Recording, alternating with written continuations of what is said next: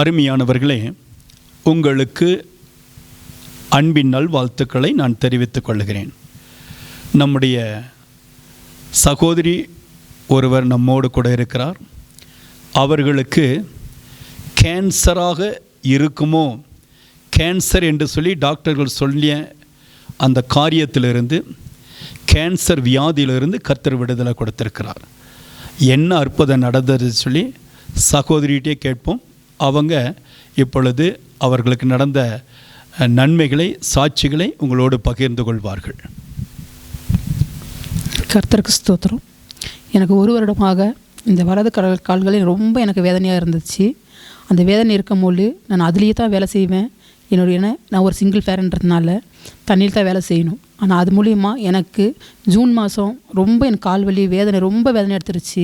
அப்போ நான் ஊட்டி ஜிஹெச் ஹாஸ்பிட்டலுக்கு போனதுக்கு அவங்க எக்ஸ்ரே எடுத்து பார்க்கணும்னு சொல்லிட்டாங்க. அப்போ அதில் பார்க்கும்போது அவங்க சொன்னாங்கன்னா, எலும்பு ரொம்ப தேய்மானம் ஆகிருக்குது, உங்களுக்கு நீங்கள் எம்ஆர் ஸ்கேன் எடுத்து பார்க்கணும் சொன்னாங்க. அதேமாதிரி நான் எம்ஆர் ஸ்கேனும் எடுத்தேன். அந்த ரிப்போர்ட்டும் கொண்டு போய் டாக்டருக்கு காமிச்சதுக்கு அவங்க சொன்னாங்க, உங்களை அந்த இடத்துல ஒரு கட்டி, எலும்பு தேய்மான பக்கத்தில் ஒரு கட்டி மாதிரி இருக்குது, அது கேன்சர் கட்டியாக இருக்குமான்னு எங்களுக்கு தெரியல சொல்லி நீங்கள் இங்கே அட்மிட் ஆகுங்கன்னு சொல்லியிருந்தாங்க. அங்கே அட்மிட் ஆகி 4 நாள் அட்மிட் ஆகியிருந்தோம். அப்போ நாங்கள் எங்கள் பாஸ்டர் ஐயாவுக்கு ஃபோன் பண்ணியிருந்தோம். பாஸ்டர் ஐயா எங்களுக்கு ப்ரேயர் பண்ணார், எங்களுக்கு எதுவுமே இருக்காது, உங்களுக்கு நல்லபடியாக உங்களுக்கு குணமாகி வருவீங்கன்னு சொல்லி எங்களுக்கு பாஸ்டர் ஐயா ஃபோன் பண்ணி ப்ரேயர் பண்ணியிருந்தார். அதே மாதிரி 4 நாள் கழித்து எங்களுக்கு இந்த ஆப்ரேஷன் இங்கே பண்ண முடியாது, கோயம்புத்தூர் ஜிஹெச்சில் தான் பண்ணணும்னு சொல்லி எங்கள் டாக்டர் சொல்லியிருந்தாங்க. நாங்கள் அதே மாதிரி கோயம்புத்தூர் ஜிஹெச்சுக்கு நாங்கள் போகும்போது எங்களுக்கு அந்த வழி தெரியாது. ஆண்டவர் நாங்கள் கூப்பிட்டு கொடுத்தோம். நாங்கள் 2 பிள்ளைகளை கூப்பிட்டு போகிறேன், எனக்கு எந்த இதுவும் இல்லை கண்முறை. அப்போ நாங்கள் பாஸ்டர் கையை ஃபோன் பண்ணோம். பாஸ்டர் சொன்னார், நீங்கள் போங்கம்மா ப்ரேயர் பண்ணிக்கிறனாங்கன்னு சொன்னார். அதேமாதிரி நாங்கள் கோயம்புத்தூர் ஜிஹெச்சுக்கு போயிருந்தோம். அங்கே எனக்கு எல்லாமே டெஸ்ட் எடுத்தாங்க. எனக்கு எக்ஸ்ரேலேருந்து, சிடி ஸ்கேன்லேருந்து, பிளட் டெஸ்ட்லேருந்து, யூரின் டெஸ்ட்லேருந்து எல்லாமே டெஸ்ட் எடுத்தாங்க. அப்போ அதில் எல்லாமே நார்மல் எனக்கு எதுவுமே காட்டவே எனக்கு இந்த அறிகுறி சொல்லவே. அதே மாதிரி போன வியாழக்கிழமை எனக்கு கேன்சர் டாக்டர்கிட்டே அனுப்புனாங்க. எனக்கு இந்த மாதிரி கேன்சர் இருக்குமான்னு பார்க்க சொன்னாங்கன்னு சொல்லிட்டு அவர் எல்லா டெஸ்ட்டும் என்ன பண்ணி பார்த்துட்டு, உங்களுக்கு அந்த அறிகுறி எதுவுமே இல்லைன்னு சொல்லிட்டார். நாங்கள் ஆண்டவருக்கு அப்போ பெரிய ஸ்தோத்திரம் சொன்னேன். நான், ஆண்டவரே நீங்கள் எனக்கு ரொம்ப வழி நடத்த வரீங்கன்னு சொல்லிட்டு திருப்பி அதே மாதிரி அவங்க சொன்னாங்க, இல்லை உங்களுக்கு கழுத்தில் கட்டின்னு சொல்லிட்டாங்க திருப்பி எனக்கு டாக்டரு. அப்போ திருப்பி எனக்கு என்ன பண்ணாங்கன்னா, போன செவ்வாய்க்கிழமை எனக்கு அந்த கழுத்து டெஸ்ட் பண்ணணும்னு சொல்லியிருந்தாங்க. நான் கர்த்தர் ஏசப்பா எனக்கு என்னப்பா இவ்வளோ ஒரு சோதனைன்னு சொல்லிட்டு போனேன். என் கையில் 6 ஊசி கொடுத்தாங்க, ஒரு பெரிய டப்பா கொடுத்தாங்க. அந்த இன்ஜுரி மூலமாக எனக்கு அந்த கழுத்தில் எடுக்கணும்னு சொல்லியிருந்தாங்க. அப்போ நாங்கள் சொன்னோம், ஏசப்பா இது நீங்கள் விட்டு சரியாரு, எங்களுக்கு உச்சந்தாழ்ந்து உள்ளங்கால் விழுந்து உங்களோட ரத்தம் எங்களுக்கு பெற்றிருக்கீங்க, எதுவுமே இருக்கக்கூடாது ஏசப்பா, நான் வேண்டிட்டு நானும் என் பொண்ணு தான் போனோம். அந்த எக்ஸ்ரே எடுக்கும்போது டாக்டர் சொன்னார், அந்த ஆப்ரேஷன் பண்ணுற டாக்டரும் கூட வந்திருந்தார். அவர் நிற்க வச்சு வரும்போது எனக்கு கழுத்தில் எடுக்கும்போது எதுவுமே இல்லை, எதுக்கு இவங்களை கூப்பிட்டு வந்திருக்கீங்கன்னு கேட்டாங்க என்ன. அப்போ சொன்னாங்க, என்ன சொல்கிறீங்க, அந்த கழுத்தில் அவங்க கட்டிக்கிட்டு எதுவுமே இல்லைன்னு சொன்னாங்க. அப்போ நாங்கள் பெரிய சாட்சியாக நிற்கிறோம் ஆண்டவருக்கு. நான் அப்போவே நாங்கள் பாஸ்டருக்கு ஃபோன் பண்ணி சொன்னோம், இப்படி இருக்குது பாஸ்டர் எதுவுமே இல்லைன்னு. என்னோடய சகோதரி சொன்னாங்க, உங்களுக்கு எதுவுமே இல்லை, ஆண்டவர் உங்களை அப்போயே தொட்டுட்டாரு, உங்களை எதுவுமே இல்லைன்னு சொல்லிட்டாரு. நான் இன்றைக்கும் டாக்டர் சொன்ன ஒரே வார்த்தை, எதுவுமே அவங்களால கண்டுபிடிக்க முடியல, எங்கிட்ட என்ன குறை இருக்குதுன்னு கண்டுபிடிக்க முடியல, அதனால் இப்போ பெட் ஸ்கேன் எடுக்குன்னு சொல்லியிருக்காங்க. எனக்கு அந்த ஸ்கேனுக்கும் இப்போ நான் சபக்காரங்களுக்கும் பாஸ்டர் ஐயாக்கு நான் சொல்கிறது என்னென்னா, எனக்கு ப்ரேயர் பண்ணுங்கள், அந்த ஸ்கேனில் எனக்கு எதுவுமே இருக்கக்கூடாது, எதுவுமே பண்ணக்கூடாதுன்னு. நான் பெரிய சாட்சியாக என் சபைக்கு நிற்கணும், நான் எல்லாத்துக்கும் நிற்கணும் சபைக்கு. அதனால் எனக்கு ஆண்டவர் பெரிய காரியத்தை நடத்திருக்காரு. எனக்கு எந்த வியாதியுமே இல்லைன்னு சொல்லி ஆண்டவர் ஒருத்தருக்காரு. நான் ரொம்ப நன்றி சொல்கிறேன். நான் தேவ சமூகத்தில் சகோதரி அவங்க ஜெபிச்சாங்க. இங்கே இருக்கிற டாக்டர்ஸ் சொன்னாங்க, இது கேன்சராக இருக்கும், நீங்கள் போய் கோயம்புத்தூர் ஜிஹெச்சில் மெடிக்கல் காலேஜில் செக் பண்ணிட்டு வாங்கன்னு சொன்னாங்க. இங்கேருந்து ஜெபம் பண்ணி அனுப்பிச்சி விட்டோம். தேவனுடைய சமூகத்தில் இவங்க ஜெபிச்சுக்கிட்டே போனாங்க. அங்கே போய் எல்லா MRI scan, CT scan, blood test, thyroid test, blood pressure எல்லாமே பார்த்தாங்க. எல்லா டெஸ்ட்டு பண்ணிவிட்டு கடைசியாக அங்கே போய் கேன்சர் டாக்டர்கிட்ட போகும் பொழுது கூட ஆண்டவர் அப்படிப்பட்ட அறிகுறியே இல்லை, கேன்சர் வியாதி இல்லை, உங்களுக்கு எந்த பலவீனம் இல்லைன்னு சொல்லி அனுப்பிச்சிருக்காங்க. ஆண்டவர் ஒரு மிகப்பெரிய அற்புதத்தை செய்திருக்கிறார். கொடுமையான வியாதியிலிருந்து தேவனாகிய கர்த்தர் இந்த மகளுக்கு ஒரு அற்புதத்தை செய்திருக்கிறார். கர்த்தருடைய நாமம் மட்டுமே மகிமைப்படுவதாக.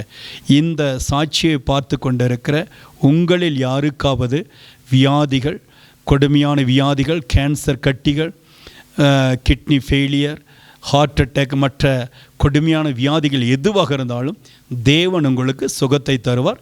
நீங்கள் கலங்காதிருங்கள். ஆமேன். யோவான் எழுதின சுவிசேஷ புஸ்தகம் 12வது அதிகாரம்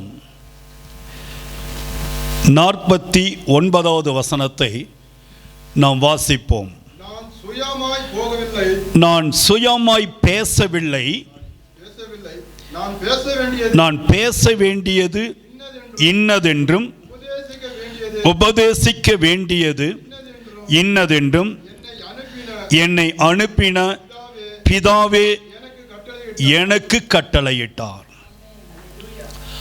ஆண்டவராகிய இயேசுவின் நாமத்தினாலே கூடி வந்திருக்கிறதான தேவ பிள்ளைகள் உங்கள் அத்தனை பேருக்கும் நான் கர்த்தருடைய வேலைக்காரனாக இருந்து உங்களுக்காக நான் தேவ சமூகத்திலே போராடி ஜெபித்து கொண்டு வந்திருக்கிறதான இந்த வார்த்தைகளை இன்றைக்கு நாம் மிக கவனமாய் கேட்க போகிறோம். இந்த வார்த்தையிலே தேவனுடைய ஜீவன் ஒட்டி இருக்கிறது. இந்த வார்த்தையிலே தேவனுடைய உயிர் ஒட்டி இருக்கிறது. இந்த வார்த்தையிலே தேவனுடைய வல்லமை ஒட்டி இருக்கிறது. நான் சுயமாய் எதையும் பேசவில்லை.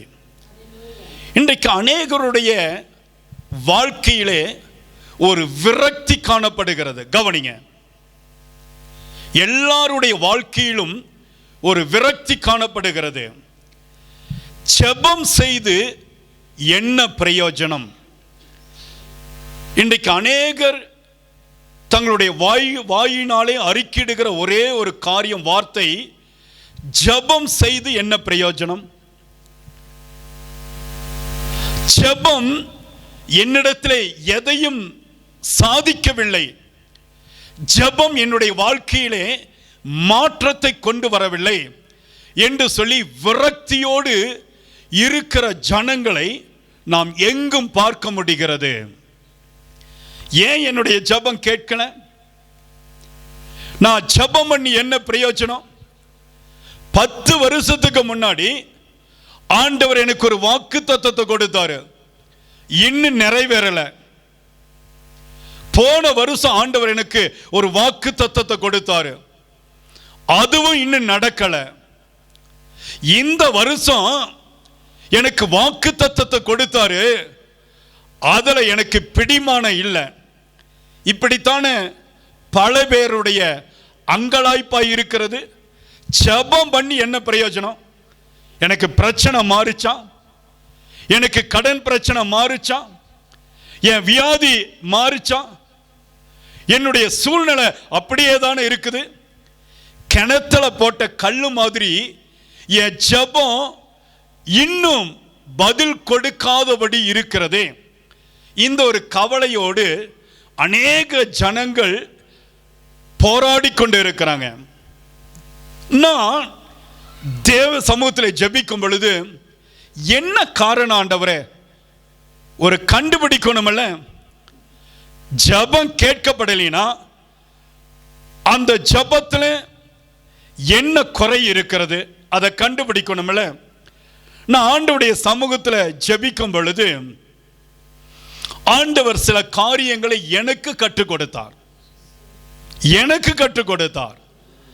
அந்த காரியங்கள் என்ன? சில பேர் ஜெபிக்கிறது என்ன?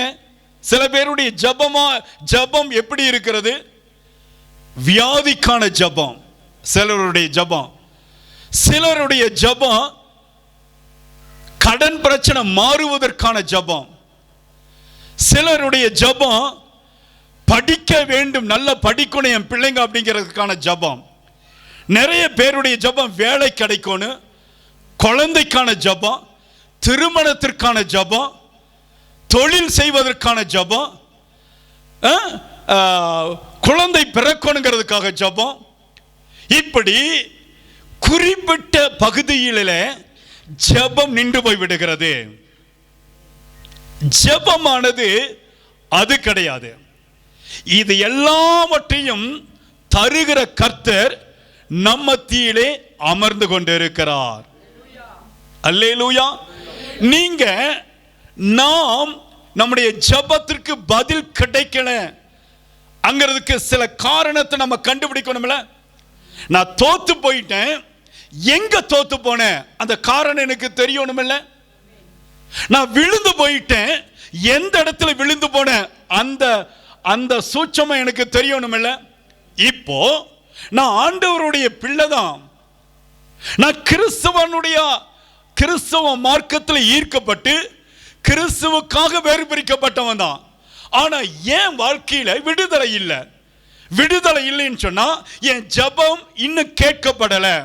அநேகம் பேர் அப்படித்தானே, ஜெபம் பண்ணி என்ன பிரயோஜனம்?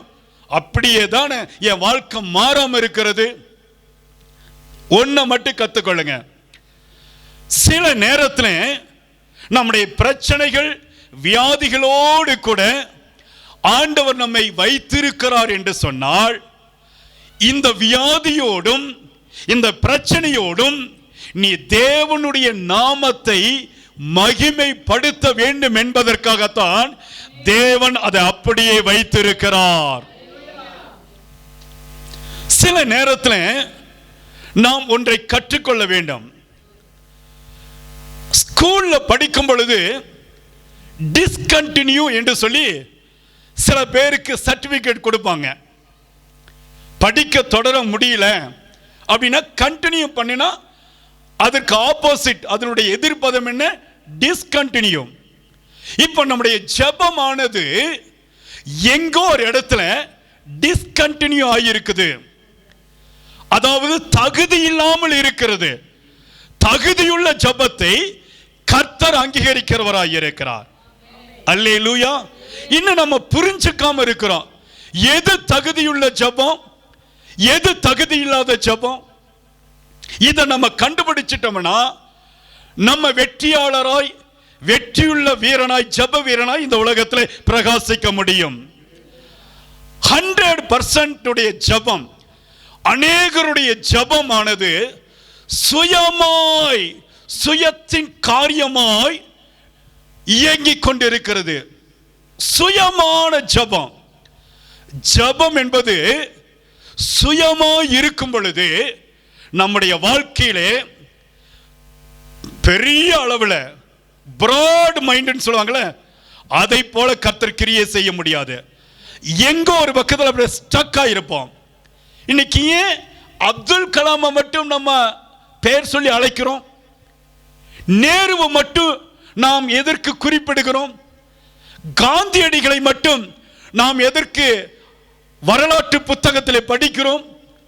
சிலர் தனித்துவமாய் இருந்தார்கள். அவருடைய குணநலங்களை பார்க்கும் பொழுது தனித்துவமாய் இருந்தது. இன்றைக்கு நாம் கிறிஸ்துவ பிள்ளைகள் எல்லாரும் ஜெபிக்கிற மாதிரி ஜெபிக்கிறதுனால தான் என்னுடைய வாழ்க்கையில தோற்று போய், விழுந்து போய், தள்ளப்பட்டவனாக, தோற்று போனவனாக ஜெபத்தில் நான் கிடந்து கொண்டு இருக்கிறேன். இன்னைக்கு இதற்கு ஒரு பதில கண்டுபிடிக்கணும். ஜெபம் கேட்கப்படவில்லை என்று சொன்னால் நாம் சில காரியத்தை சோதிக்க வேண்டும். கவனிங்க எல்லாரும், கவனிங்க. சில காரியத்தை நாம் சோதித்து அறிய வேண்டும். எதையெல்லாம் சோதிக்க வேண்டும்? கர்த்தர் சொல்லுகிற காரியம் என்ன தெரியுமா? நீங்க உங்களுடைய ஜெபத்தை முதலாவது சோதிக்கணும். அல்லேலூயா சொல்லிருங்க. முதலாவது உங்க ஜெபத்தை நீங்க சோதித்து பார்க்க வேண்டும். இரண்டாவது உங்களுடைய தனிப்பட்ட வாழ்க்கையை நீங்க சோதித்து பார்க்க வேண்டும். மூன்றாவது உங்க சரீரத்தை சோதித்து பார்க்க வேண்டும். புரிஞ்சுவீங்களா? கரங்களை உயர்த்தி ஒரு நிலையிலே சொல்லுங்க. 3 காரியத்தை நீங்கள் சோதித்து அறிய வேண்டும். அப்ப ஜெபத்தை சோதிக்க வேண்டும் என்று சொன்னால் ஆண்டவர் சொல்லி கொடுக்கிற மாதிரி நான் ஜெபிக்கிறேனா அதை நீங்க கண்டுபிடிக்கணும். ஒரு வசனத்தை நான் உங்களுக்கு காண்பிக்க விரும்புகிறேன். மத்தேயு எழுதின சுவிசேஷ புஸ்தகம் 6வது அதிகாரம் 7வது வசனத்திலிருந்து நீங்கள் வாசியுங்கள். அன்றியும் நீங்கள் ஜெபம் பண்ணும் பொழுது அஞ்ஞானிகளைப் போல வீண் வார்த்தைகளை அளப்பாதிருங்கள். கர்த்தர் சொல்லி கொடுக்கிறார். இப்ப ஜெபத்தினுடைய ஆணிவேர் இன்னைக்கு நம்ம கண்டுபிடிக்கணும்.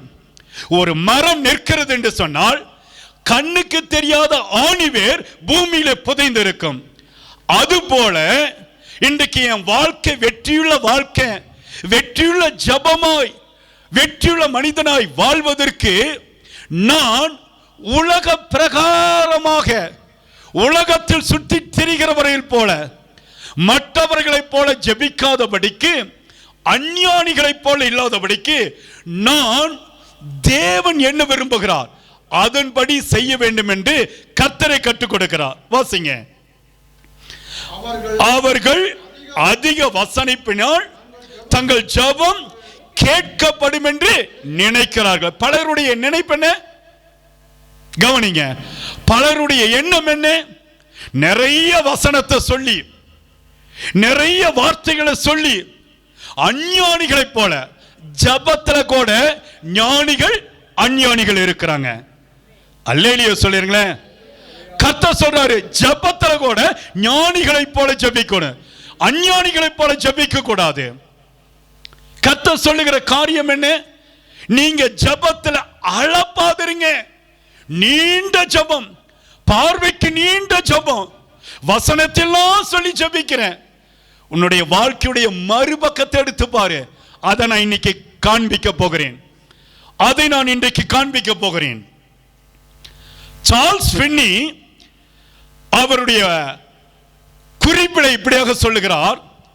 ஒரு ஜெபம் வெற்றி பெற வேண்டும் என்று சொன்னால் ஒரு ஆவிக்குரிய விசுவாசி, ஒரு தேவனுடைய பிள்ளை முதலாவது தங்களை தாழ்த்தி, கண்ணீர் வடித்து, போராடி, யுத்தம் பண்ணி, தேவனுடைய பாதத்தை விடாப்பிடியாக தொடர்ச்சியான ஜெபம் எங்கு இருக்கிறதோ அந்த இடத்துல தேவன் வல்லமையாய் கிரியை செய்வார்.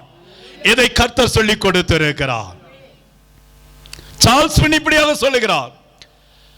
இப்போ தேவனுடைய வசனம் என்ன சொல்லுகிறது? கீழே வாசிங்க. அவர்களைப் போல நீங்கள் செய்யாதிருங்க. ஆண்டவர் சொல்றாரு, அஞ்ஞானிகளைப் போல நீங்க ஜெபம் செய்யக்கூடாது. அஞ்ஞானிகளைப் போல ஜெபத்துல பல பேர் என்ன நினைக்கிறாங்க? நான் ஜெபம் பண்ணுனா இந்த உலகத்தை அசைச்சற முடியும், சத்தமிட்டு ஜெபிப்பாங்க.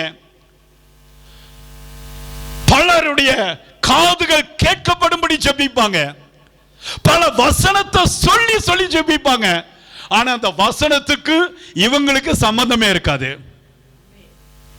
பல நேரத்துல இவங்க அந்த ஜெபமானது ஒரு வெண்கல பாத்திரத்திற்குள் இருக்கிறதான சில சத்தமிடுகிற ஓசை போல இருந்து கொண்டு இருக்கிறது. ஆனா சார்ல்ஸ் ஃபின்னி என்ன சொல்லிக் கொடுக்கிறார்?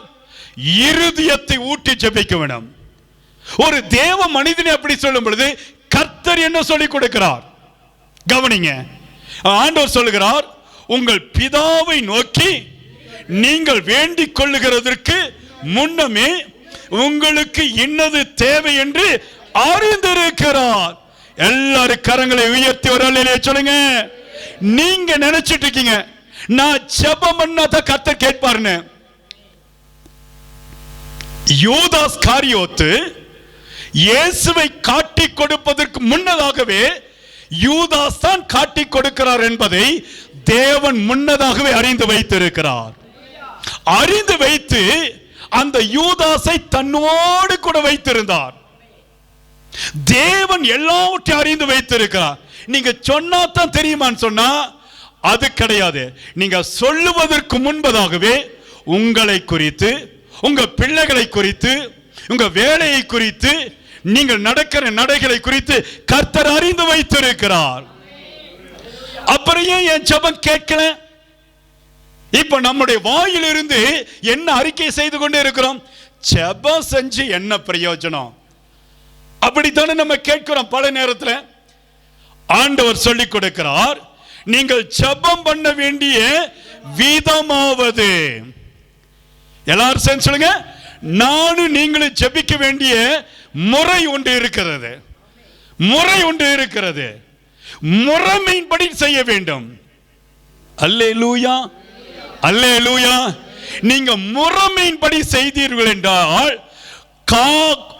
கடலின் ஆழத்தில் இருக்கிற மீன் வயிற்றில் இருந்து கூட உங்களுக்கு ஆசீர்வாதத்தை கர்த்தர் கொண்டு வர முடியும். அல்லேலூயா. கற்பாறையின் நடுவில் இருந்து கூட தேவனாகிய கர்த்தர் உங்களுக்கு அற்புதத்தை செய்ய முடியும்.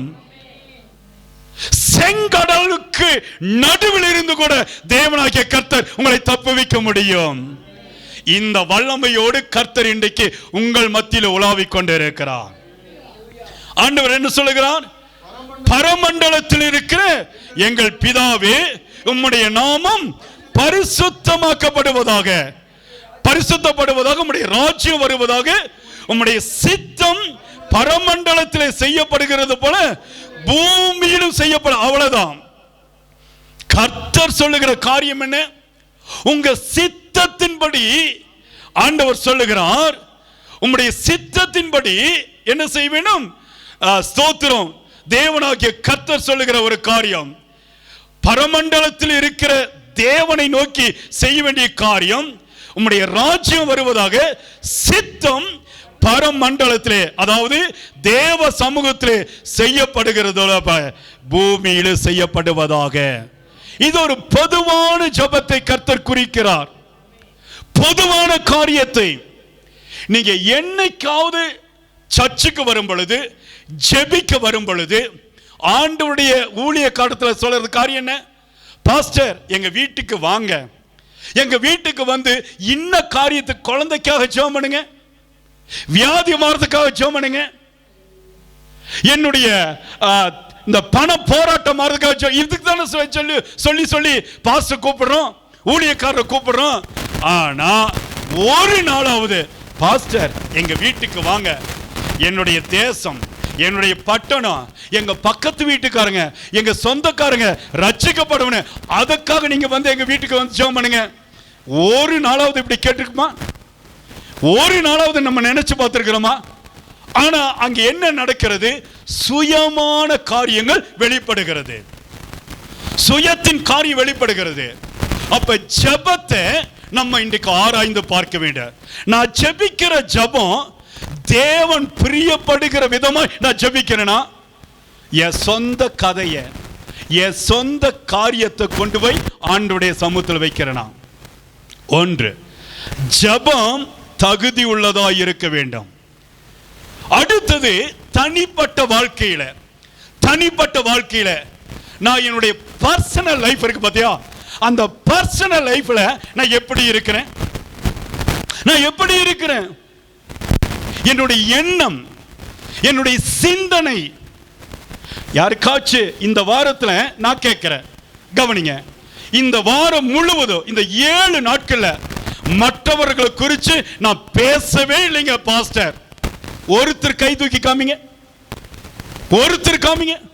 மற்றவர்களை குறித்து நினைக்கவே இல்லை, அவங்களை குறித்து நான் பேசவே இல்லை, அவர்களை குறித்து நான் எதையும் குறைய சொல்லல. தனிப்பட்ட வாழ்க்கையில எத்தனை குறை சொல்லித்தானே வந்து உட்கார்ந்திருக்கிறோம், எத்தனை குறை சொல்லி, எத்தனை குற்றப்படுத்திட்டு, மற்றவர்களை காயப்படுத்திட்டு, மற்றவர்களை குறித்து ஸ்தோத்திர கேவலமா பேசிட்டு நம்ம வந்து இங்க என்ன செய்கிறோம்? யாருக்கு எதுவும் தெரியாதுன்னு சொல்லி தேவ சமூகத்தில் இன்னும் என் பிரச்சனை மாறல, இன்னும் என் ஜெபம் கேட்கப்படல, இன்னும் ஆண்டவர் எனக்கு பதில் கொடுக்கல, இப்படித்தானே புலம்பிட்டு இருக்கிறோம். தனிப்பட்ட வாழ்க்கையில நான் மற்றவர்களை குறை கூறி கை நீட்டி இருக்கிறேனா? கை நீட்டி இருந்தா எப்படி கர்த்தர் கிரியை செய்வார்? உன்னுடைய கண்ணில் இருக்கிற துரும்பை நீ பார்க்காம உன் சகோதரனுடைய கண்களில் இருக்கிற துரும்பை பார்ப்பதற்கு உங்களுக்கும் எனக்கும் என்ன அதிகாரம் இருக்கிறது? கர்த்தர் இதை பார்க்கிறார்ல, அப்புறம் எப்படி கர்த்தர் ஜெபத்தை அங்கீகரிப்பார்? போகட்டும். இன்னொரு காரியம், என்னுடைய சரீரத்தை நான் அடக்கி ஆள்கிறேனா? என் சரீரத்தை அடைக்க, ஜெபம் எல்லாம் இதுல சேர்ந்து கம்பைன் ஆகி வர்றது. கவனிங்க, இன்னைக்கு நீங்க நினைக்கிறீங்களே ஜெபம் எதனால கேட்கப்படல? நான் பல ஆண்டுகள் ஜெபிக்கிறேன், எனக்கு இன்னும் ஒரு வேலையே கிடைக்கல. நான் பல வருஷம் ஜெபிக்கிறேன், எனக்கு இந்த வியாதியே மாறல. நான் பல வருஷம் ஜெபிக்கிறேன், எனக்கு ஒரு திருமணமே நடக்கல. ஏன் நடக்கல? ஏன் கேட்கல?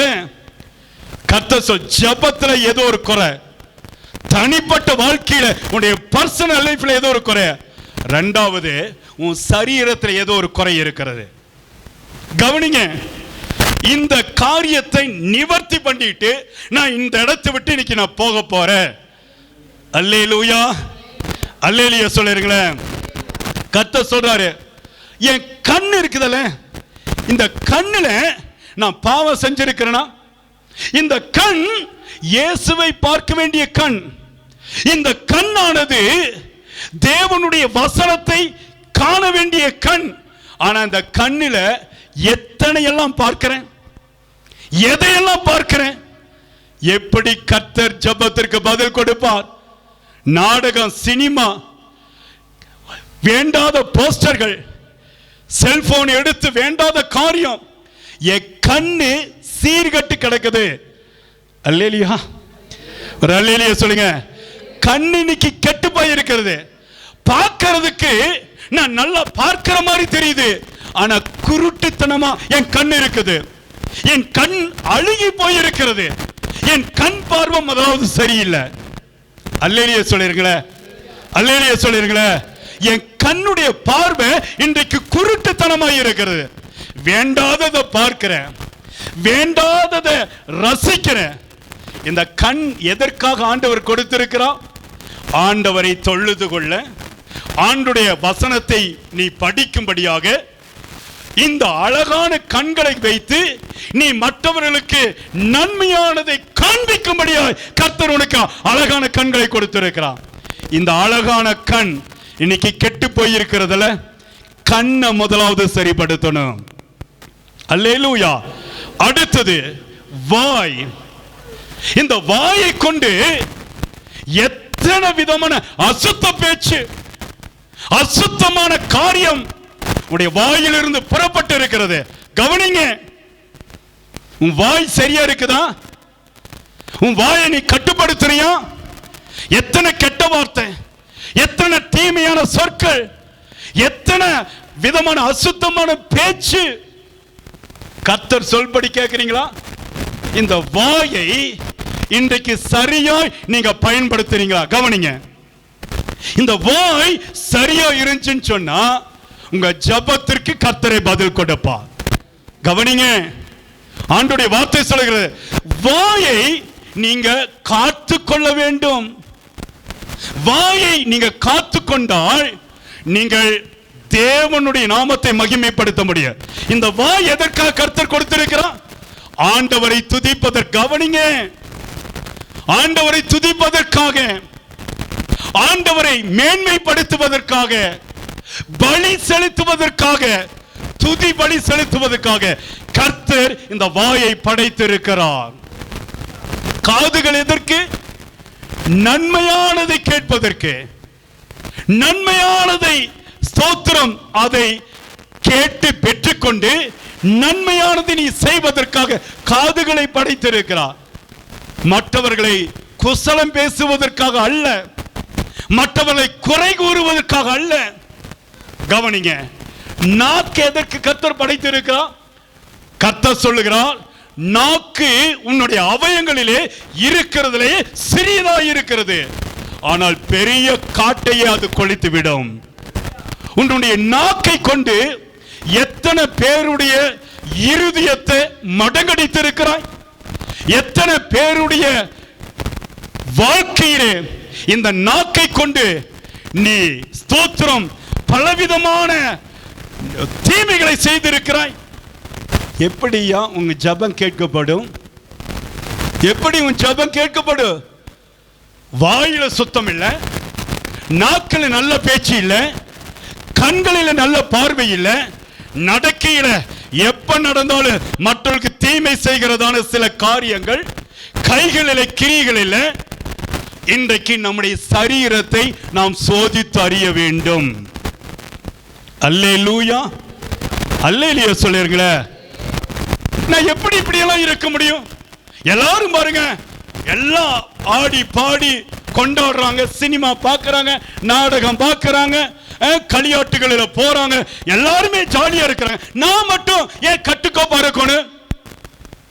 கவனிங்க, பரலோக ராஜ்யத்தை சுதந்திரிக்க வேண்டும் என்று சொன்னால், பரலோக ராஜ்யத்திற்குள்ளாக நீ கர்த்தரோடு இருக்க வேண்டும் என்று சொன்னால், சில காரியத்தில் நீங்க கட்டுப்பாடா இருக்க வேண்டியது மிக அவசியமாய் இருக்கிறது. உலகத்தானை போல நீங்கள் அழைக்கவில்லை. ஆமீன் சொல்லுங்க, அல்லேலூயா சொல்லுங்க. அஞ்ஞானிகளை போல நீங்கள் அழைக்கவில்லை. மாறாக என்னை கர்த்தர் விசேஷித்த விதமாய் அழைத்திருக்கிறார். அதனால கர்த்தர் உன்னுடைய சரீரத்தை நீ முதலாவது அடக்கி ஆளக்கொள். கோபம் வருதா, ஆண்டவருடைய பாதத்தில் சொல்லு, அறிக்கையிடுங்க. ஜெபம் செய்வதற்கு முன்பதாகவே நீங்க அறிக்கையிடணும். நான் பாவி ஆண்டவரே, நான் பாவி. என்றைக்கு பாவியாய் நீ தேவ சமூகத்தில் உட்கார்ந்து மன கசந்து அழுகிறாயோ, அன்றைக்கு உன்னுடைய ஜெபம் கேட்கப்படும். நீ நீதிமானா போய் உட்கார்ந்து ஜெபம் பண்ணா ஆண்டவருடைய ஜெபத்தை கேட்க மாட்டார். தேவனை தவிர இந்த உலகத்திலே நீதிமான் ஒருவரும் கிடையாது. அல்லேலூயா. அப்போ நான் என்னுடைய சரீரத்தை அடக்கி ஆளக்கொள்ள முதலாவது பழகி கொள்ள வேண்டும். சரீரம் ஒழுங்காய் உனக்கு ஒத்தாசை கொடுக்கும் என்று சொன்னால், கவனிங்க, உன்னுடைய எண்ணம் சீர்படும். எண்ணம் சீர்பட்டால் உன்னுடைய ஜெபம் சிறந்த ஜெபமாயிருக்கும், தகுதியுள்ள ஜெபமாயிருக்கும். அல்லேலூயா. சில காரியத்தை உங்களுக்கு நான் சுட்டிக்காட்ட ஆசைப்படுகின்றேன். 2 நாளாகமம் 7வது அதிகாரம் முதல் வசனத்தை நாம் வாசிப்போம். 2 நாளாகமம் 7வது அதிகாரம் முதல் வசனம். சாலமோன், எல்லாரும் சேர்ந்து வாசிங்க. சாலமோன் ஜெபம் பண்ணி முடிக்கிற பொழுது அக்கினி வானத்திலிருந்து இறங்கி சர்வாங்க தகன பலிகளையும் மற்ற பலிகளையும் பட்சித்தது. கர்த்தருடைய மகிமையும் ஆலயத்தை நிரப்பிற்று. அல்லேலூயா. கவனிங்க, ஒரு மிகப்பெரிய தேவாலயம். இன்றைக்கும் அந்த தேவாலயத்தை குறித்து பேசப்படுகிறது. காலத்தை இரண்டாய் பிளந்த அந்த தேவனுடைய ராஜ்யம் வரும்படி கட்டப்பட்ட ஒரு தேவாலயம். சாலமோனை கொண்டு கர்த்தர் ஆலயத்தை கட்டும்படி தீர்மானித்திருந்தார். இந்த உலகத்தில் நீங்கள் தனிப்பட்ட விதத்தில் ஜெயம் எடுக்கணும். எல்லாருக்கும் முன்பதாக நீங்கள் சிறந்தவர்களாக, சரியானவர்களாக, வேறு பிரிக்கப்பட்டவர்களாக, சாதிக்கக்கூடியவர்களாக இருக்க வேண்டும் என்று சொன்னால், சாலமோனை போல உங்கள் ஜெபம் மாற்றப்பட வேண்டாம். சாலமோன் ஜெபம் பண்ணி முடித்த பொழுது என்ன நடந்தது? வானத்திலிருந்து அக்கினி இறங்கி இருந்தது. அல்லேலூயா சொல்லிருங்க. வானத்திலிருந்து அக்கினி இறங்கி இருந்தது. நீங்க ஜெபிக்கிற ஜெபம் வானத்திலிருந்து அக்கினி இறக்கக்கூடியதா இருக்கிறதா? வானத்திலிருந்து பரலோகத்திலிருந்து பதில் வரக்கூடியதான ஜெபமாய் மாற்றப்பட வேண்டாம். ஆண்டவர் இதை விரும்புகிறார். ஆண்டவர் இதை விரும்புகிறார். கோரைக்கு மேலேயே போகலைங்க பாஸ்டர். நீங்க ஜெபிக்கும் பொழுது என் ஜெபத்தை எல்லாம் எங்க ஆண்டவர் கேட்க போறாரு, நான் நல்லா ஜெபம் பண்ணி என்ன நடக்க போகுது? இந்த அவிசுவாசத்தோடு நீங்க 10 வருஷம் இல்ல, 20 வருஷம் இல்ல, உங்க வாழ்நாள் முழுவதும் ஜெபம் பண்ணினாலும் ஒரு அற்புதம் நடக்காது. அல்லேலூயா. ஜெபம் பண்ணும் பொழுது தேவன் வந்து இறங்கி என் நடுவில் என்னுடைய ஜெபத்தை கர்த்தர் கேட்கிறார். அல்லேலூயா. ஆண்டவர் உற்று கவனித்துக் கொண்டே இருக்கிறார். நான் பேசுகிற ஒவ்வொரு வார்த்தையிலும் தேவ தேவனுடைய வல்லமை இருந்து கொண்டே இருக்கிறது. அஞ்ஞானிகளை போல நான் ஜெபிக்கிறது இல்ல, அஞ்ஞானிகளை போல நான் பேசுறது இல்ல, அலப்பறதில்ல. கவனிங்க. அப்ப ஆண்டவர் என்ன சொல்லி கொடுக்கிறார்? நீ ஜெபம் பண்ணி முடிக்கும் பொழுது வானத்திலிருந்து பதில் இறங்கி இருக்க வேண்டும். அந்த ஒரு விசுவாசத்தோடு நீ ஜெபத்திலே அமர்ந்து ஜெபிக்க வேண்டும். அந்த நம்பிக்கை வரணும். இன்னைக்கு நான் ஜெபம் பண்ணி இருக்கேன், கர்த்தர் என் ஜெபத்திற்கு பதில் கொடுத்துட்டாரு, பரலோகம் இறங்கி வந்துருச்சு, எனக்கு இன்னைக்கு பதில் கிடைச்சிருச்சு. அல்லேலூயா சொல்லுங்க. அல்லேலூயா. ரெனாய்ட் போங்கே ஆப்பிரிக்கா தேசத்திலே இருண்ட கண்டத்திலே ஒரு பெரிய வெளிச்சத்தை கொண்டு வந்த ஒரு தேவ மனிதன். ஆரம்ப காலத்திலே அவர் ஜெபிக்கும் பொழுது, கர்த்தர் எனக்கு பதில் கொடுக்கிற வரையிலும் நான் ஜெபித்துக் கொண்டிருப்பேன் என்று ஜெபித்துக் கொண்டே இருப்பாராம். ஜெபத்திற்கு பதில் கிடைத்த உடனே அவர் சொல்லுகிற முதல் வார்த்தை, இப்பொழுது நான் விடுவிக்கப்பட்டேன். அல்லேலூயா. நான் விடுவிக்கப்பட்டேன். அருமையான தேவ பிள்ளைகளே, ஜெபத்திற்கு பரலோகமே இறங்கி வர வேண்டும். கீழே சொல்கிறது, தகன பலிகளையும் மற்ற பலிகளையும் தேவன் பட்சித்தார். அப்ப ஆண்டவர் என்ன எதிர்பார்க்கிறார்? உங்களுடைய ஜெபத்துல நீங்க பலி செலுத்துறீங்க பாத்தீங்களா? என்ன? துதி பலி. துதி பலி. ஆண்டவரை துதிச்சு ஆண்டவருடைய நாமத்தை மகிமைப்படுத்தி கர்த்தருடைய பார்வைக்கு சிறந்த ஜெபமாய். அல்லேலூயா. நீங்க எனக்காக அல்ல ஆண்டவரே, நான் இன்னைக்கு ரட்சிக்கப்பட்டுட்டேன், என் குடும்பத்திற்காக நான் ஜெபிக்கிறேன். ஒரு நாள் ஜெபம் பண்ணுங்க, உபவாசம் பண்ணுங்க, போராட்ட ஜெபம், யுத்த ஜெபம். யுத்த களத்தில் நீங்க நின்று கொண்டு இருக்கிறீங்க, மறந்து விடாதீங்க. அல்லேலூயா. உங்களுக்கு முன்னாடி இருந்து போராடி கொண்டிருக்கிறவன் சாதாரண ஆள் கிடையாது. அவன் ஒரு பெரிய கோலியாத், பிசாசு, சத்துரு. அவனை ஜெயிக்க வேண்டும் என்று சொன்னால் நீங்கள் யுத்த ஜெபம் பண்ண பழகிக் கொள்ள வேண்டும். பெரிய காரியத்தை சாதிக்க வேண்டும் என்று சொன்னால் உங்களுடைய ஜெபமானது தேவன் விரும்புகிறபடி. சாலமோன் என்ன ஜெபித்தான்? வானத்தின் அக்கினி இறங்கி வந்தது ஜெபித்து முடித்த பொழுது. அவன் தேவனுடைய சமூகத்திலே அவனுடைய துதி பலிகளை கர்த்தர் ஏற்றுக்கொண்டார். இன்னைக்கு நீங்க சொல்ல முடியுமா? நான் ஜெபிக்கும் பொழுது ஆண்டவரை பல மணி நேரம் துதிக்கிறேன், போன உடனே எனக்கு இவ்வளவு பணம் வேணும், எனக்கு இந்த வீடு வேணும், எனக்கு கல்யாணம் நடக்கணும், எனக்கு குழந்தை பாக்கியம் வேணும், வெளிநாட்டில் வேலை வேணும், எத்தனை காரியத்தை அடுக்கிறோம். சுயம்.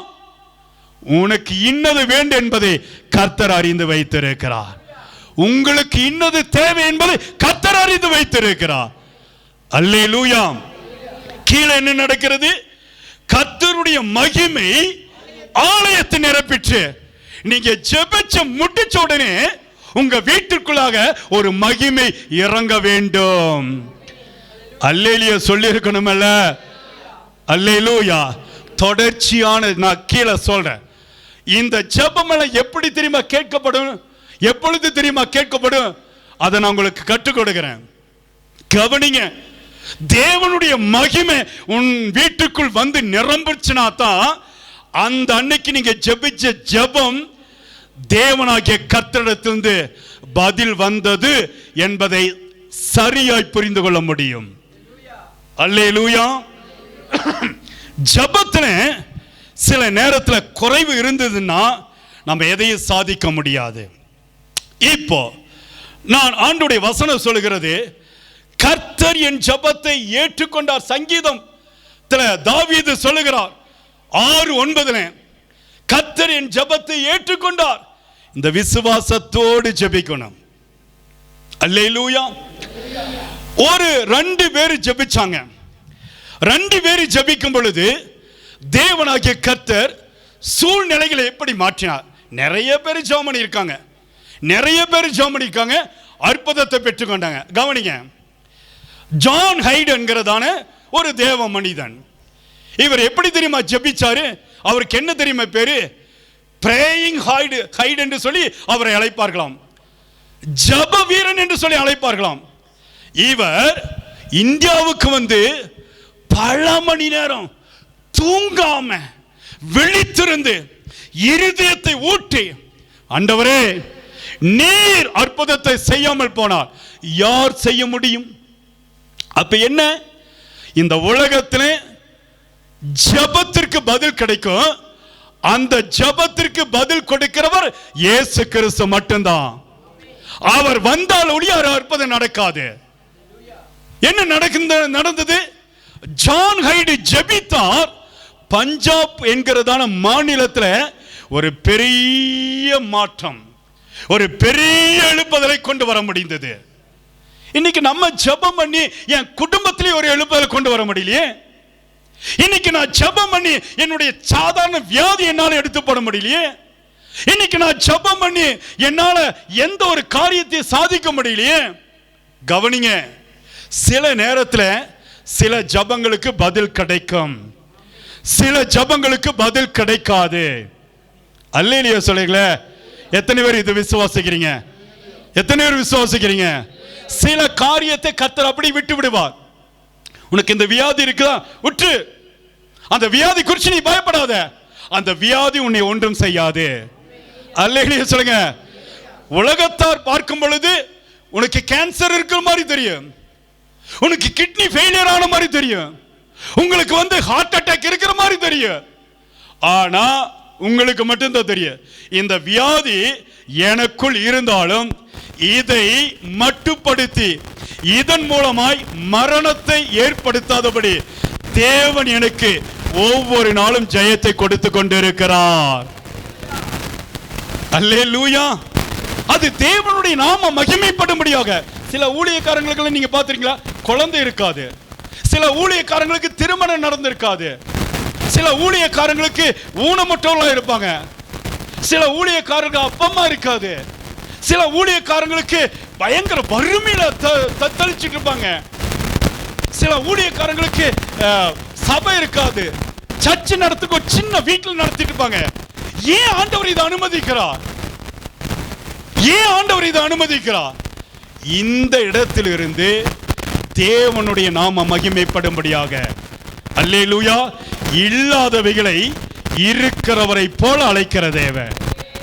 குறைகள் இருக்கலாம், குறைகளோடு கூட கர்த்தர் உன்னை பரலோகத்தின் பிள்ளையாக ஆண்டவர் தகுதிப்படுத்தி வைத்துக் கொண்டிருக்கிறார். அல்லேலூயா. இந்த உலகத்தை நீ நம்பி உலகத்திற்குண்டான ஓட்டத்தை ஓடும் பொழுது உன்னுடைய வாய் என்ன தெரியுமா அறிக்கையிடு? ஏன் ஆண்டவர் எனக்கு இன்னும் ஜபத்துக்கு பதில் கொடுக்கல? ஆனா பரலோகத்தை நீங்க பார்க்க ஆரம்பிச்சிட்டீங்கன்னா இந்த சின்ன சின்ன குறைகளை கூட தேவனுடைய பாதத்தில் அது உங்களுக்கு பெரிதாய் தெரியாது. அல்லேலூயா. வேலை இல்லைனா கூட என் வயிறு ஒரு நாள் காயாதபடிக்கு, பட்டினி கிடக்காதபடி நடத்துகிற தெய்வம் என்னோடு கூட இருக்கிறார். சொல்லுங்களேன். எனக்கு வியாதி இருந்தா கூட மரணத்தை என்னுடைய இளம் பருவத்திலே கர்த்தர் கொண்டு வராதபடிக்கு ஆண்டவர் எனக்கு ஒவ்வொரு நாளும் என் ரத்தத்தை புதிதாக்கி கொண்டு என்னை சுகப்படுத்தி கொண்டே இருக்கிறார்.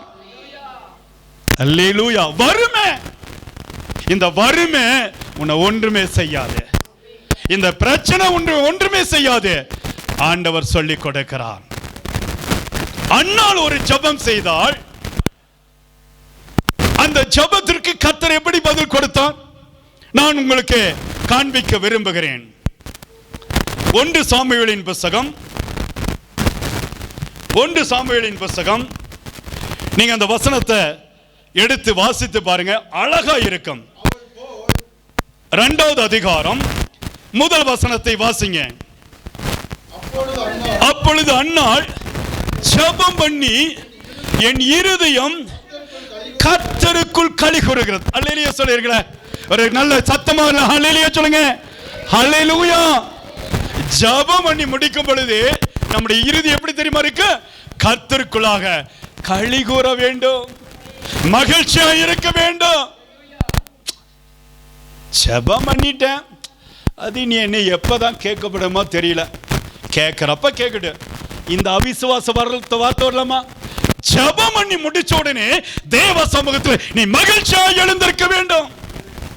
அல்லேலூயா. நீ கண்ணீரோடு உட்காருவாய். ஜெபம் பண்ணி முடிச்ச உடனே சந்தோஷத்தோடு எழுந்திருக்க வேண்டும்.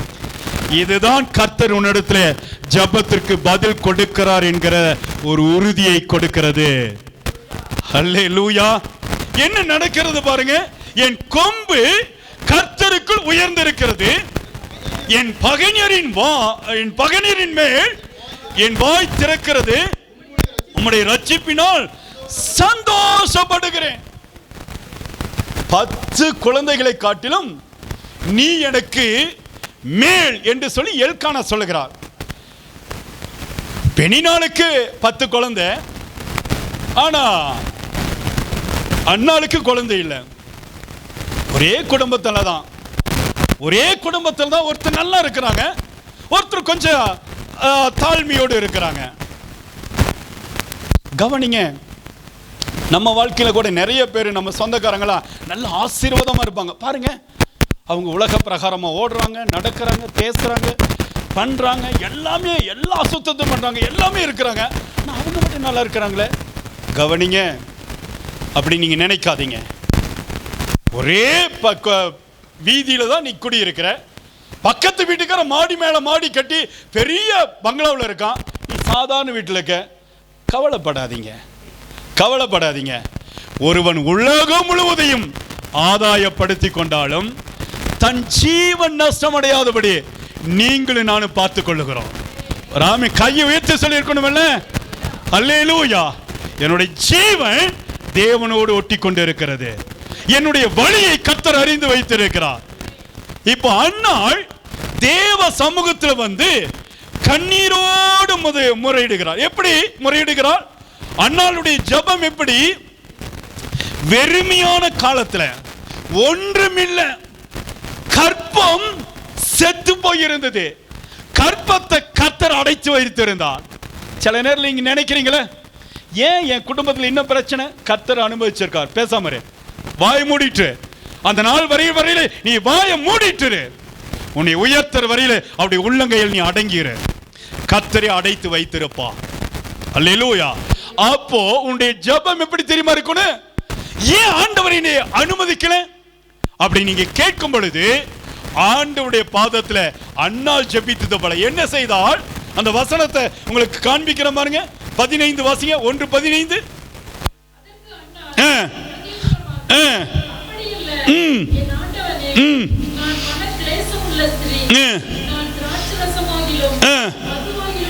குடிக்கவில்லை, நான் கர்த்தருடைய சன்னதியில் என் இருதயத்தை சத்தமா சொல்லுங்க கர்த்தருடைய சமூகத்துல என் இருதயம் ஊட்டப்பட்டு இருக்கிறது. சார்ல்ஸ் ஃபீனி அதான் சொல்லி கொடுக்கிறாரு. ரட்சிக்கப்பட்ட தேவனுடைய ஆவிக்குரிய பிள்ளைகள் தன்னுடைய இருதயத்தை தேவ சமூகத்துல ஊட்டணும். அழுகை இல்லாத ஜெபம் எந்த காரியத்தை அசைக்காது. அல்லேலூயா சொல்லிருக்கீங்களே. அழுகையோடு விண்ணப்பத்தோடு என் சமூகத்தில் வாருங்க. கண்ணீரோடு விதைக்கிறவர்கள் கெம்பீரத்தோடு இருப்பார்கள். அல்லேலூயா. ஒரு நாளாவது நீ கண்ணீர் வடிச்சிருக்கிறியா? தேவனுடைய சமூகத்தில் வந்து ஆண்டவரே, நான் பாவி ஆண்டவரே, தகுதியே இல்லை, ஆனாலும் நீர் என்னை எதற்காக உங்க கூட என்னை நீங்க நேசிச்சு அழைச்சி வச்சிருக்கீங்க? உங்க மகனா மகளாக என்னை எதற்கு பேர் சொல்லி அழைச்சி வச்சிருக்கீங்க? கேட்கணுமல்ல. என்ன நடந்தது? அதுக்கு முன்னாடி வசனம் பார்த்தீங்கன்னா, அன்னாள் தன் இருதயத்தில் பேசினாள், அவளுடைய உதடுகள் மாத்திரம் அசைந்தது, அவள் சத்தமோ கேட்கப்படவில்லை. அஞ்ஞானிகள் என்ன செய்ய? அலப்பற பண்ணுவாங்க, அலப்பற விடுவாங்க. அந்த கண்ட்ரி ஆப்பிரிக்காவுக்கு, அமெரிக்காவுக்கு, இஸ்ரேலுக்கு ஜெபம் பண்ணுவாங்க. சொந்த பக்கத்தில் குடும்பத்துக்கு ஜெபம் பண்ண மாட்டாங்க. சொந்த தம்பிக்கு அண்ணனுக்கு ஜெபம் பண்ண மாட்டாங்க. சொந்த குழந்தைகளுக்கு ஜெபம் பண்ண மாட்டாங்க. சொந்தக்காரங்களை மறந்துடுவாங்க. ஆனா இவங்க ஜெபம் எப்படி இருக்கு? ஆப்பிரிக்காவுக்கு, அமெரிக்காவுக்கு, ஆஸ்திரேலியாவுக்கு. எப்படி கவனிங்க. உடைய சொந்த சகோதரனை நீ நேசிக்காவிட்டால் மற்றவர்கள் எப்படி நீ ஆதாயப்படுத்த முடியும்? என்ன நடந்தது? அன்னாள் அப்படி ஜெபித்த பொழுது தேவனுடைய ஜெபத்திற்கு ஆண்டவர் என்ன செய்வார்? ஆண்டவர் என்ன செய்தார்? கட்டளையிட்டார். ஆமென். ஆண்டவருடைய வசனம் சொல்லுங்க, 17வது வசனம். அதற்கு ஏலி, சமாதானத்தினை போ, நீ இஸ்ரவேலின் தேவனிடத்திலே கேட்ட உன் விண்ணப்பத்தை அவர் உனக்கு கட்டளையிடுவாராக. அல்லேலூயா, அல்லேலூயா சொல்லுங்களே. அருமையான தேவ பிள்ளைகளே, கர்த்தர் இன்றைக்கு என் ஜெபத்திற்கு பதில் கொடுத்தார். அந்த விசுவாசம் நீங்க வரணும். ஒருவேளை செய்தாலும் சரி, செய்யாமல் போனாலும், அத்திமரம் துளிர் விட்டாலும் சரி, துளிர் விடாமல் போனாலும் சரி. ஆமென். ஆண்டுடைய பாதத்தில் மட்டும் நீங்க கேள்வியே கேட்கக்கூடாது. ஜெபம் சிறந்த ஜெபமாக இருக்கணும். அளப்புகிற ஜெபமாக இருக்கக்கூடாது. அஞ்ஞானிகளை போல ஜெபிக்க கூடாது. அன்னாளை போல இருதயத்திலே உன்னுடைய ஊற்றி கண்ணீர் வடித்து தேவ சமூகத்தில் ஜெபிக்கும் பொழுது அந்த ஜெபத்தை கேட்கிறவராயிருக்கிறார். ஜெபம் கேட்கிறதுக்கு முன்னாடி என் இருதயம் என் சரீரம் சரியா இருக்கிறதா, ரெண்டை நீங்க சோதிச்சு பாருங்க. அல்லேலூயா. இன்னொருவர் ஜெபிக்கிறார் பாருங்க, அதையும் நான் காண்பிக்கிறேன். தானியேலின் புத்தகம் 6வது அதிகாரம். இங்கே பாருங்க, தேவனுடைய சமூகத்தில் என்ன நடக்கிறது. 6வது அதிகாரம் 10வது வசனத்தை வாசிங்க. உங்களுக்கு எல்லாருக்கும் தெரிந்த வசனம் தான். தானியேலோ என்றால் அந்த பத்திரத்திற்கு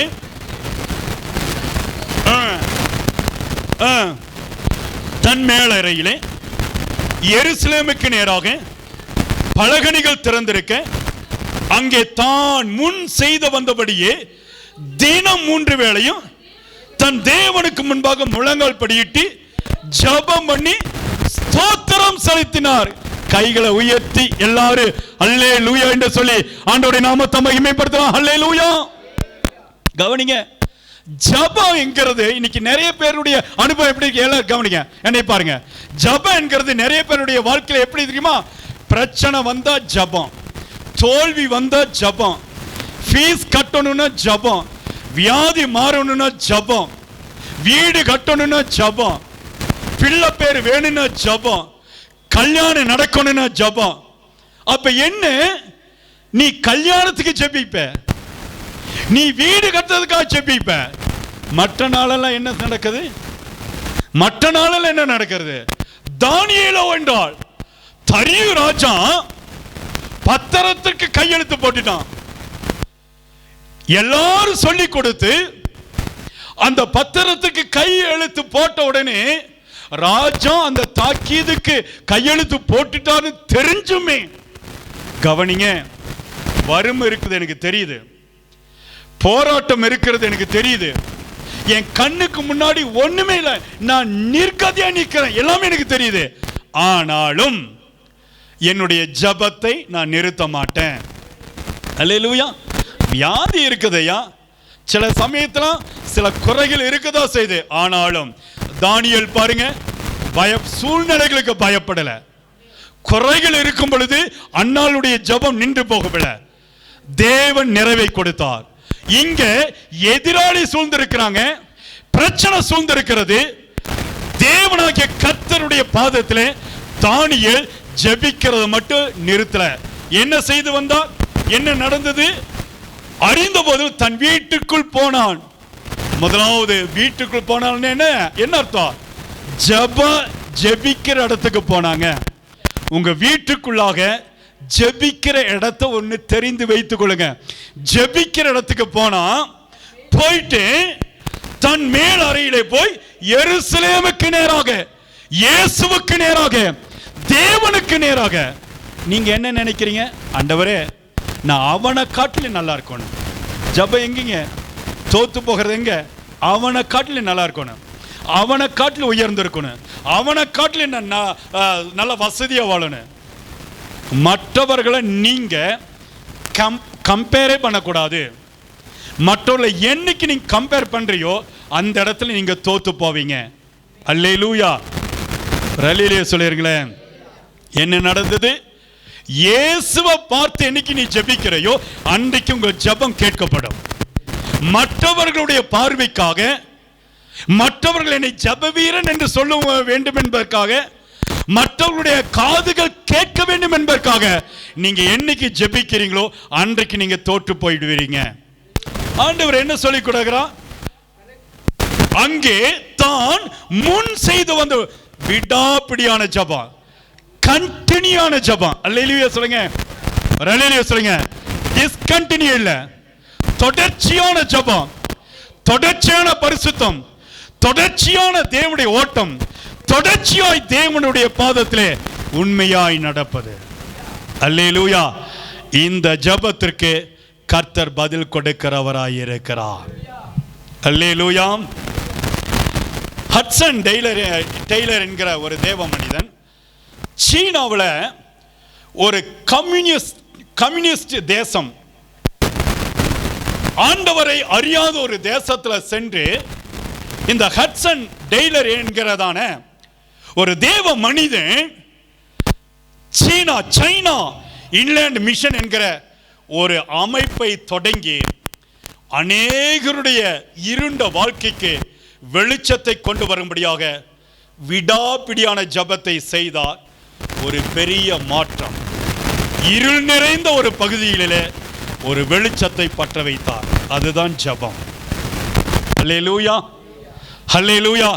வில்லியம் கேரி தெரிந்தானே, நவீன மிஷனரிகளின் தகப்பன் என்று சொல்லக்கூடியதான ஒரு தேவ மனிதன். அவர் இந்திய வேதாகமத்தை மொழிபெயர்த்ததான ஒரு தேவ மனிதன், வேதாகமத்தை மொழிபெயர்த்த ஒரு தேவ மனிதன். அவருடைய விடாப்பிடியான ஜெபம், அவருடைய விசுவாசம் உள்ள ஜெபம் ஒரு பெரிய மாற்றத்தை தேசத்தில் கொண்டு வந்தது. நம்ம தேசத்து அளவுக்கு போகலினா கூட அட்லீஸ்ட் என் குடும்பத்தில் ஒரு மாற்றம் வரணும்ல, என் மனைவி, என் கணவன், என் பிள்ளைகளிடத்தில், என் சபையில், நான் இருக்கிற பகுதியில் ஒரு சின்ன தீப்பொறி உங்க மூலமா வரணும்ல. அதுக்கு என்ன செய்யணும்? சுயமான ஜெபத்தை கர்த்தர் வெறுக்கிறார். அல்லேலூயா. அடுத்தது தன்னுடைய சரீரத்தை, தன்னுடைய ஜெபத்தில் குறைவுள்ள ஜெபத்தை நீங்க செய்யாதபடி ஜாக்கிரதையா இருக்கணும். இப்படி இருக்கும் பொழுது தேவனாகிய கர்த்தர் வானத்தின் பலகணிகளை திறப்பார். நீங்க எப்பொழுதெல்லாம் கர்த்தருடைய பாதத்தில் அமர்ந்து ஜெபிக்கிறீங்களோ அப்பொழுதெல்லாம் தேவனாகிய கர்த்தர் உங்கூட வந்து பேசி அமர்ந்திருப்பார். நீங்க கர்த்தரோடு பேச முடியும், கர்த்தர் உங்களோடு பேச முடியும். இன்றைக்கு நீங்க சரியா சிந்திச்சு கொள்ளுங்க. இன்னும் ஏன் என் ஜெபத்துக்கு பதில் கிடைக்கல? நான் ஜெபிக்கிறதே இல்லை, தொடர்ச்சியான ஜெபம் இல்லை, தொடர்ச்சியான வேத வாசிப்பு இல்லை, தொடர்ச்சியான கர்த்தருடைய ஆலயத்திற்கு வருகிறது கிடையாது. நீ தொடர்ச்சியா கர்த்தருடைய பாதத்தில் அமர்ந்து நீ தேவ செய்தி கேட்கறதில்ல. நீ இங்கிருந்து நீங்க சென்னைக்கு போக வேண்டும். உங்களுடைய மனசுல சென்னையை நினைச்சிட்டு இருக்கீங்க. ஆனா நீங்க விழுப்புரத்திலேயே போய் நின்றுட்டு சென்னை வந்துருச்சுன்னு சொல்லி நினைக்க கூடாது. ஆண்டவர் என்ன சொல்லி கொடுக்கிறார்? நீ பரலோகம் போகணும்னு சொன்னா நீ பாதி இடத்துல வந்து நின்று விடக்கூடாது. தொடர்ச்சியா அதற்கு முயற்சி செய்ய வேண்டும்.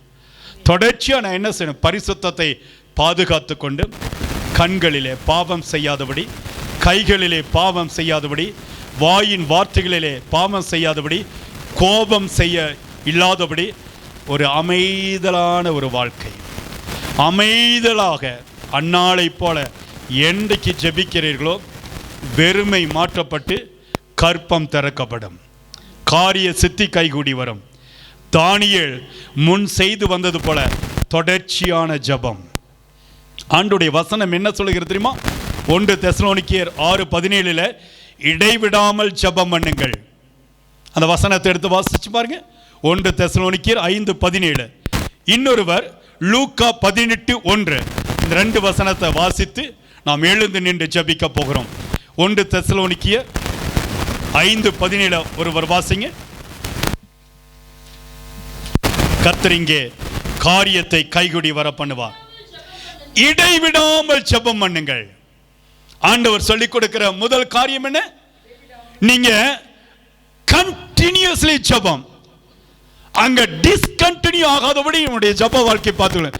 இன்னைக்கு ஜெபம் பண்ணின நல்ல வல்லமையா ஜெபம் பண்ண, நாளைக்கு விட்டுட்டு நாளை மறுநாள் ஜெபிக்கலாம்னு சொன்னா அங்கே கண்டினியூஷன் போய் விடுகிறது.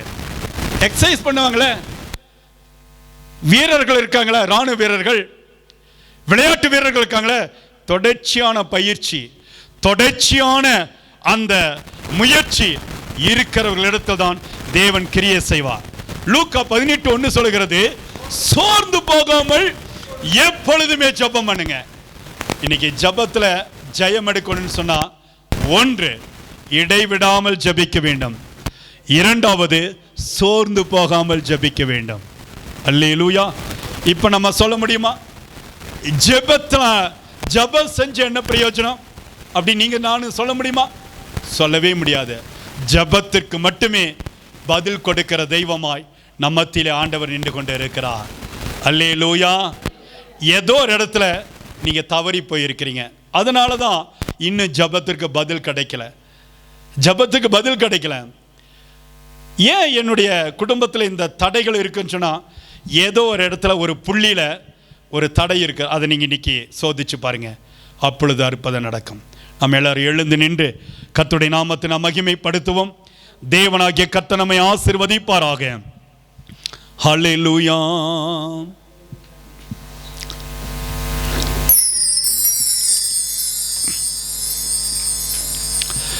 ஜெபித்தவர் யாரும் தோற்றதில்லை, வாழ்வில் ஜெபிக்காத மனிதர் ஜெயித்ததில்லை. எத்தனை பேர் சொல்ல முடியும்? ஜெபிச்சவங்க யாரும் தோற்று போனதில்லை, சரித்திரம் இல்லை. ஜெபிக்காத மனிதர்கள் ஜெயித்த சரித்திரமே கிடையாது.